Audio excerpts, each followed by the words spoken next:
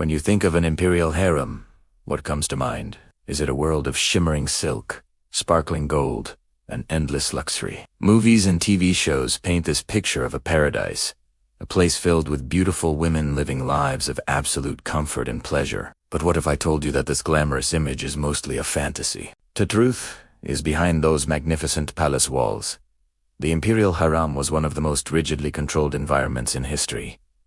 It wasn't a family, it was a system. And today, we're going to pull back the curtain on the strange and strict bedroom rules that govern the lives of everyone inside. This isn't about shock value. It's about understanding the reality of power and control. Let's start with the emperor himself. You might think he could visit any concubine he wanted, whenever he wanted, but that was rarely the case. In many dynasties, especially during the Ming and Qing periods in China, the emperor's nightly activities were meticulously planned and recorded by court eunuchs. There was a special register, a kind of imperial date book, that tracked which concubine he visited and when. This wasn't for his personal memories. It was for official purposes, primarily to verify the legitimacy of any potential heir. The romance was completely stripped away. The selection process itself was incredibly impersonal. Each night, eunuchs would present the emperor with a tray of nameplates, each representing a concubine who was available for a visit.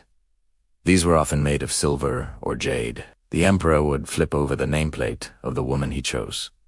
It was less like a romantic invitation and more like ordering from a menu. Once the choice was made, the machine of the palace would spring into action. The chosen concubine would be bathed, perfumed, and prepared by eunuchs.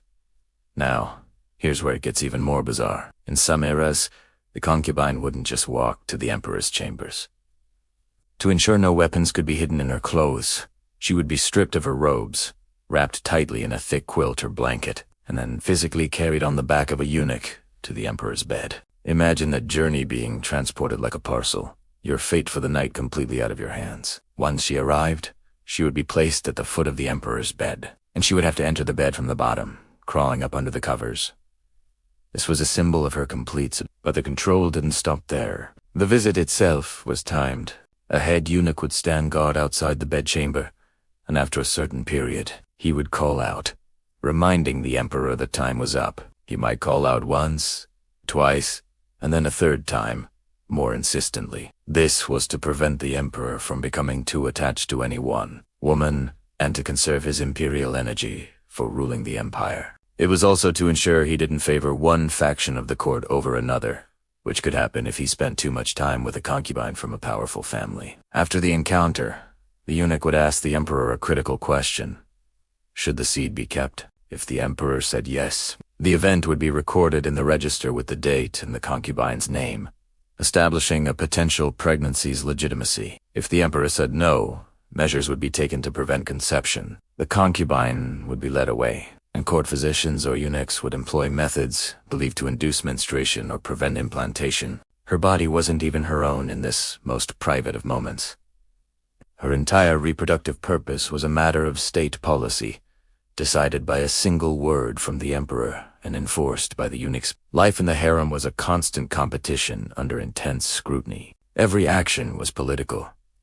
A visit from the emperor meant a rise in status, better living conditions, and more respect. No visits could mean a life of lonely obscurity. This system bred jealousy, intrigue, and sometimes dangerous plots among the women, all vying for a moment of the emperor's attention. The opulent fantasy of the harem hides a much darker story of control, isolation, and the loss of personal freedom. The golden cages were still. Ever wondered what life was really like inside an imperial harem? It's a world often shrouded in mystery and romanticized in movies, but the reality was far more complex and structured than you might imagine. Forget the glamorous fantasies. The harem was essentially a hidden city within a palace, a private world exclusively for the women connected to the ruler. Let's start with what a harem actually was. The word itself comes from Arabic and means forbidden or sacred. This perfectly captures its essence. The harem was the ultimate restricted area, a maze of luxurious courtyards, private chambers, and lush gardens, all sealed off from the outside world. No unauthorized man could ever set foot inside. Its residents included the emperor's mother, his wives, his many concubines, his unmarried daughters, and young sons. On top of that, you had an army of female servants and eunuch guards who kept the entire operation running smoothly. So, who was in charge? At the very top, you had the most powerful woman in the empire, often the emperor's mother, the valid sultan in the Ottoman Empire, or the empress dowager in China. She held immense influence, not just within the harem, but sometimes over the entire empire. Below her was a strict, well-defined hierarchy. The emperor's official wives held the highest ranks, followed by favored concubines who had borne him children, especially sons. Then came the rest of the concubines, and at the bottom of the ladder were the newcomers and servants in training. Every single woman knew her place. This hierarchy wasn't just for show. It determined everything from the quality of their living quarters and the silks they wore to the amount of their daily allowance. Life inside wasn't just about lounging around and looking pretty.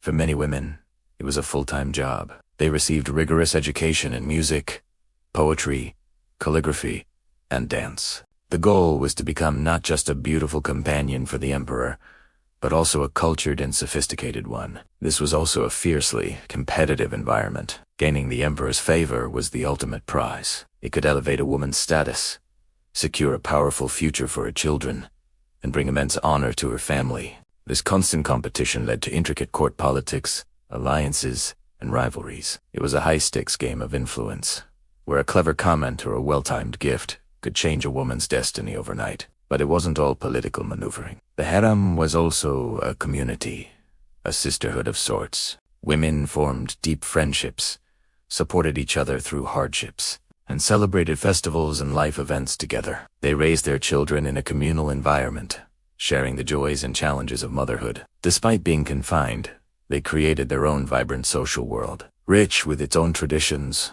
gossip, and entertainment. Discipline was strict. The entire system was governed by palace laws and the emperor's absolute authority. Eunuchs, who were castrated male guards, played a crucial role. Since they couldn't have families of their own, their loyalty was solely to the emperor. They acted as the guardians of the harem, enforcing the rules, managing the logistics, and serving as the only link between the women inside and the world outside. They were powerful figures, often acting as confidants, spies, and administrators, and some amassed great wealth and influence. The Imperial Harem was a unique and fascinating institution. It was a golden cage, a place of both luxury and confinement, of opportunity and intense pressure. It was a world run by women, for women, but always under the shadow of the emperor. It was a microcosm of the empire itself, reflecting its power, its politics, and its intricate social structures. The stories from within these hidden walls are a testament to the resilience, ambition, and complexity of the women who lived there. Have you ever wondered why ancient palaces had so many rules? It seems like every little thing, from how you walked to what you wore, was dictated by some strict code. It wasn't just about tradition or looking proper. The real reasons were control, security, and survival. Imagine being a ruler in a time of constant power struggles. Your biggest fear isn't an invading army. It's the enemy within your own walls. The palace was a hotbed of ambition, jealousy, and competition. Every noble, every courtier, and even members of your own family could be a potential threat. The stakes were incredibly high. One wrong move could lead to a coup, a civil war, or the end of your entire dynasty. So, how do you manage all this? You create rules, lots of them. These rules weren't just random. They were a carefully designed system to maintain order and loyalty. Let's start with the most critical aspect.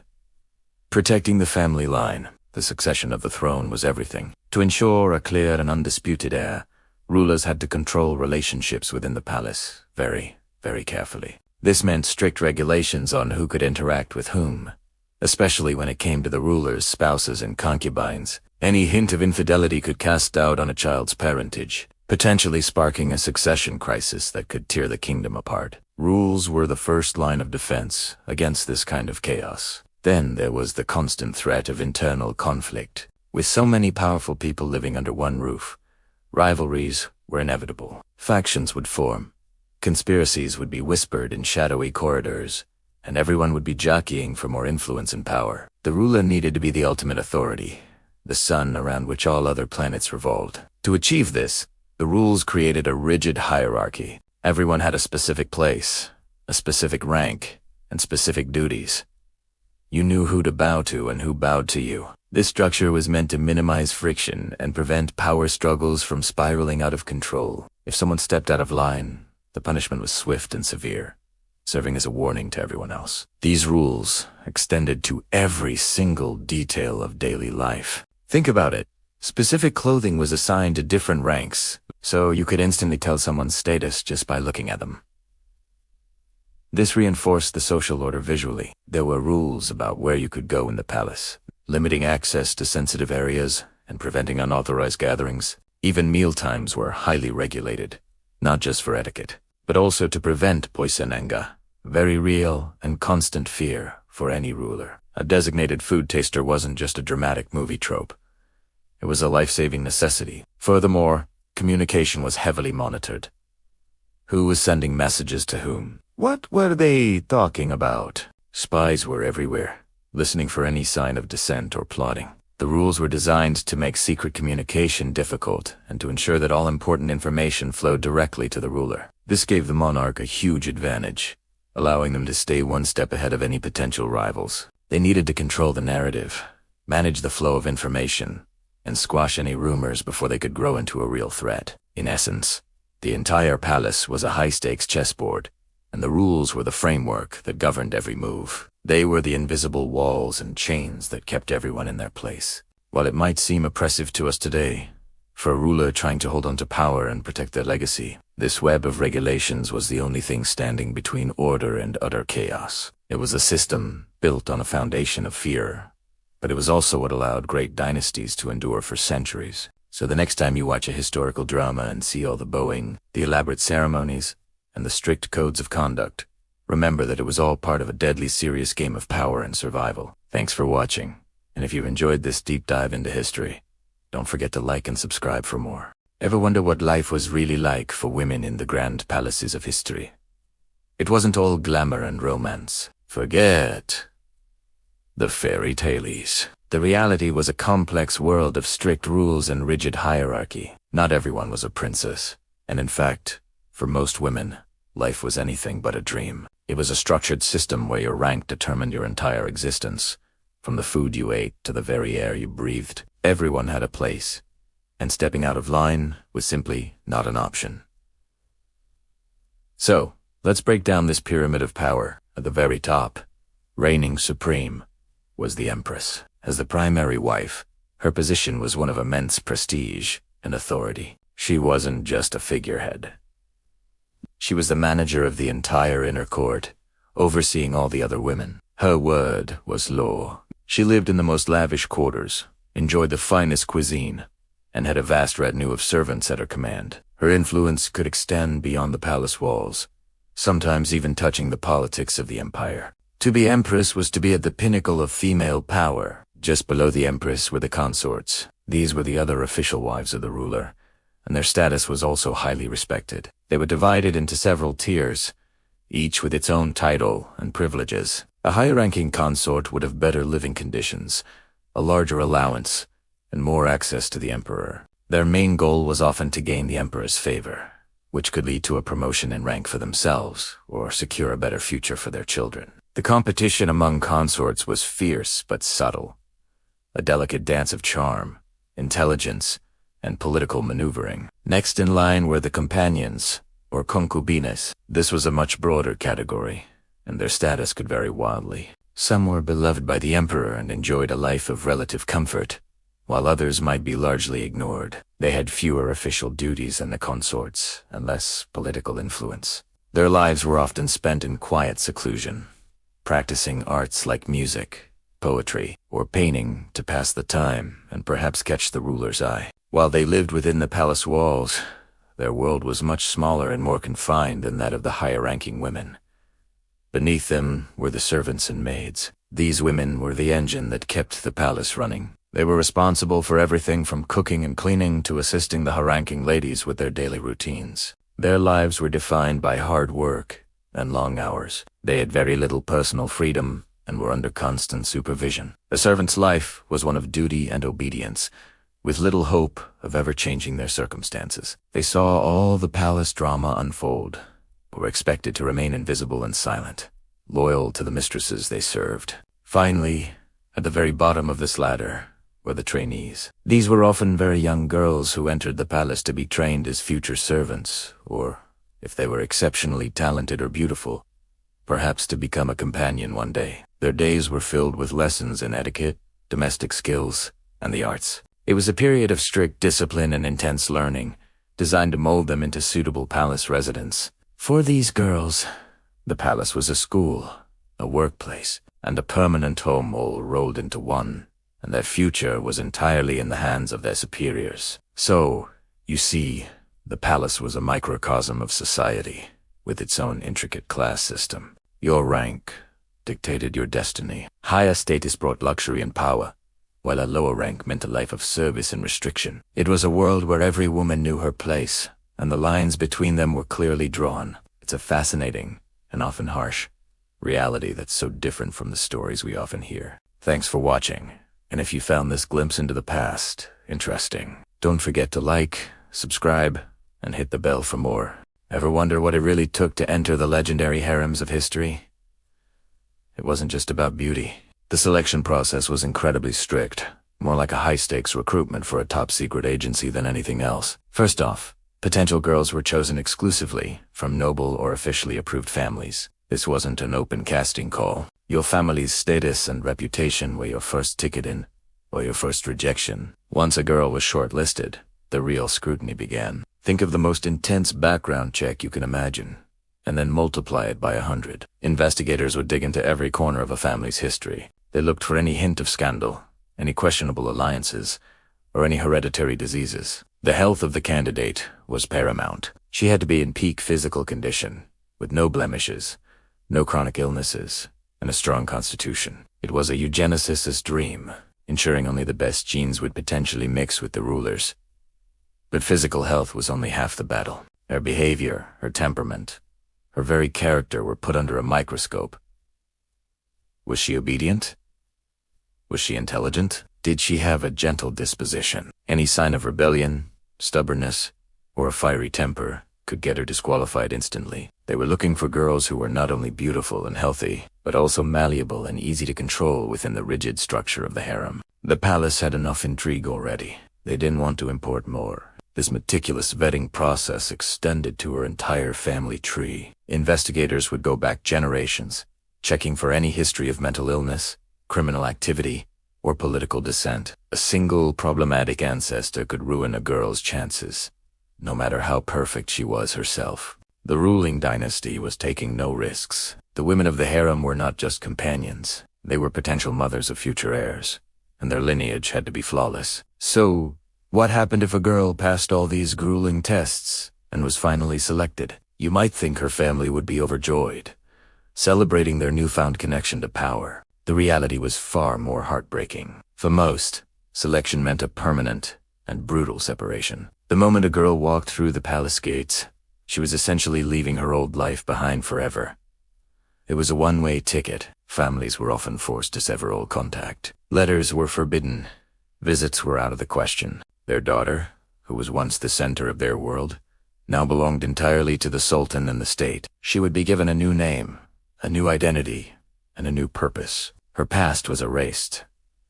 This complete isolation was a deliberate strategy. It prevented families from trying to exert influence through their daughters, and ensured the girl's total loyalty was to the Sultan alone. Imagine the emotional toll on these young women.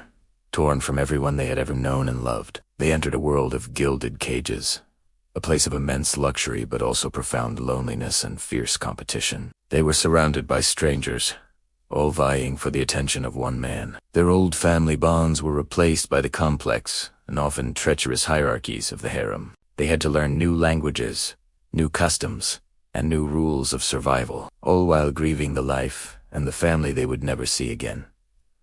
The harem was a world of stark contrasts. On one hand, it offered a life of security, luxury, and even the potential for immense power if a woman managed to capture the sultan's favor and bear him a son. Some women, like the famous harem sultan, rose from obscurity to become some of the most influential figures in the empire. They were brilliant strategists, politicians, and patrons of the arts, wielding power from behind the curtain. But for every success story, there were thousands of forgotten women who lived and died in anonymity. They spent their lives waiting for a summons that might never come, their youth and potential fading within the palace walls. The price of entry into this exclusive world was absolute, and for many, it was the ultimate sacrifice. Their freedom, their family, and their very identity. It is a powerful reminder that behind the glittering facade of history, as great palaces, often lie stories of deep Imagine stepping through the palace gates for the first time, leaving your entire world behind. Your name, the one your mother whispered to you as a child, is the first thing to go. In its place, you're given a new name, a new title. It's not just a change of words. It's the beginning of a profound transformation, the first step in erasing who you once were. This wasn't just a tradition. It was a powerful tool of control. Think about it.